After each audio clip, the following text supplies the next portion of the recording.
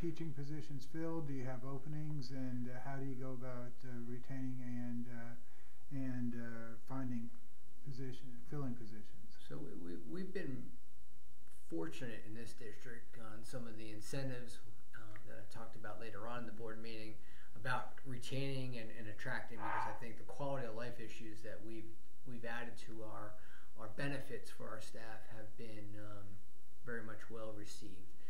Last year we started with no vacancies for the first time. This year we're getting close to that. I think we have about 10 classroom vacancies, and then the areas such as foreign language, mathematics, those still seem to be some difficult places to attract, but we're chipping away. We're much better than other districts. Bus drivers, we're in a better place. We have over 20 staff members that drive buses as well. They've really helped us. I don't think the new norm for bus drivers will ever come back. With the e-commerce industry, that you can get paid a lot of money to drive a FedEx truck or a UPS truck or a DHL, whatever it may be, that's far too lucrative than driving a school bus. So I don't think we're ever going to get back to where we were and throughout the country, not just here in Florence or South Carolina. So I think we are trying to manage the routes and everything the best we can. We've hired more this year than we had from the previous year. I think we're going to start off in a better position. We continue to try to attract and provide some of those things, but I think with the evolution of the world of e-commerce, we're not going to be able to compete in that environment. So I think we're just going to have to change, and that's what we've been doing on how we transport students to and from school. So is it difficult to find teachers today? It is difficult, and it's more of a national problem. But when it becomes a national problem, other states are able to attract better than other states, where education is valued, where education benefits are much higher. If I'm coming out of school and students now don't just go back to their hometown or just go back to where they lived, they're going to go where they're going to be recruited. And I mean, we recruit in Ohio, we recruit in Pennsylvania, we recruit in New Jersey and New York, and they do the same. So if a college in New York can come to Francis Marion and say to them, we can offer you a starting salary of $65,000 compared to us at 38 or 39, we're losing them. Despite the weather and the wonderful beaches, we're losing them. So it's more of a national competition now than it is just your local school and those kids are coming here, and there's just not enough of everything. This morning I read in the news that we're short airline pilots. So I think with resignations and retirements being a lot more now, we knew this baby boomer was coming. I think in all industries we're seeing a shortage of people. Teachers was just something that's kind of been all along, and now it's being sort of highlighted in places that never really invested to make their teaching population go forward, and that's financial, education-wise, benefit-wise, and I think that's why you see we're trying to do some of those quality of life things to at least keep the ones we have.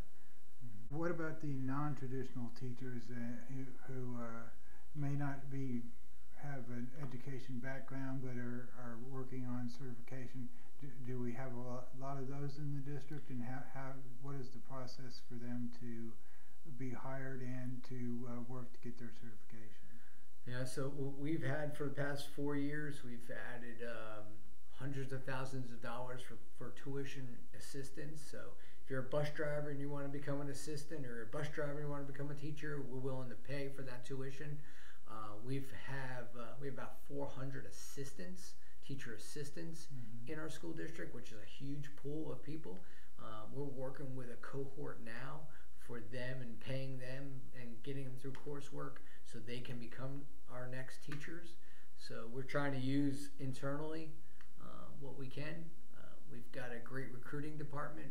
Like I said earlier, we go all over and with commercials and going to schools and trying to recruit.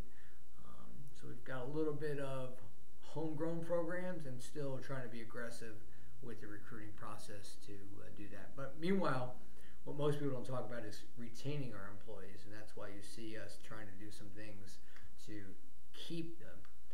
I hired 400, think about this, 400 employees during the course of all last school year, and that's for all positions. You can never get anywhere in any kind of organization, never mind an educational institution, when you're churning 400 employees out a year.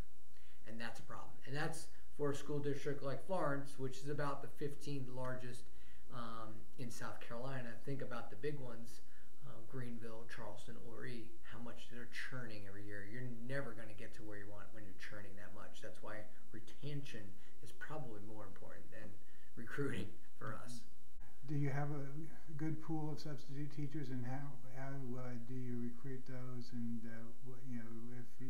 if you don't have enough. Well, we use a vendor service called ESS, and they provide our substitutes for us. So, it's kind of weird. We've been in COVID, kind of shut down, not shut down, so we haven't had a lot of substitutes. You can't get teachers, you can't get substitutes, but we're very fortunate here.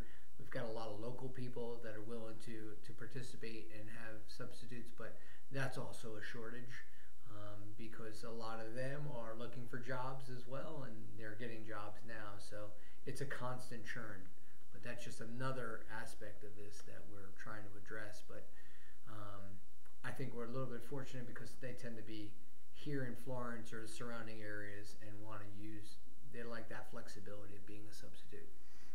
It's kind of be a new normal of what we're going to kind of have to do. I think we were fortunate for many years. This is my 18th year as a superintendent.